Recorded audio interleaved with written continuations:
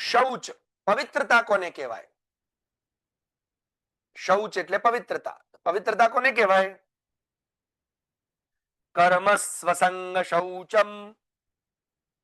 કોઈ પણ પ્રકારના, યાદ રાખજો, કોઈ પણ શક્તિ ન થવી એ જ પવિત્રતા છે.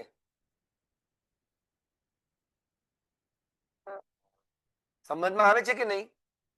આપણે જે કંઈ પણ કર્મ કરીએ છીએ એ કર્મની અંદર આ મેં કર્મ કર્યું અને આ મારા કર્મનું તો આવું જ ફળ મળે.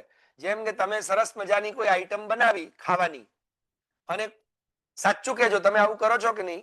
તમે કોઈને જમાડતા હો, તમારા ઘેર મહેમાન આવ્યા હોય, પછી એ મહેમાન જમે ત્યારે તમે ત્યાં ખાસ ઉભા રહો. કેવું બન્યું? પૂછો કે ના પૂછો? અને પછી મહેમાન કે ના ના બહુ સરસ છે હો, આજે જ મને હતું જ કે તમને ભાવશે જ, મેં આજે બહુ દિલથી બનાવ્યું. બસ, તો તમે કર્મમાં આસક્ત થયા. હવે સમજમાં આવી વાત? એટલે તમે પવિત્ર, હવે તમારું કર્મ પવિત્ર ન રહ્યું એમ. એ અપવિત્ર થઈ ગયું કર્મ. કેમ કે એનો કર્તા હું બની ગયો ને. કર્મના કર્તા ભગવાન બનવા જોઈએ. એટલે કોઈ એમ કે બહુ સુંદર બનાવ્યું છે હો ભાભી, તો તે જ વખત એમ કહેવાય કે મારા ઠાકોરજીની કૃપાથી સરસ થયું. આ તો ઠાકોરજીનો પ્રસાદ છે ને એટલે સુંદર જ હોય.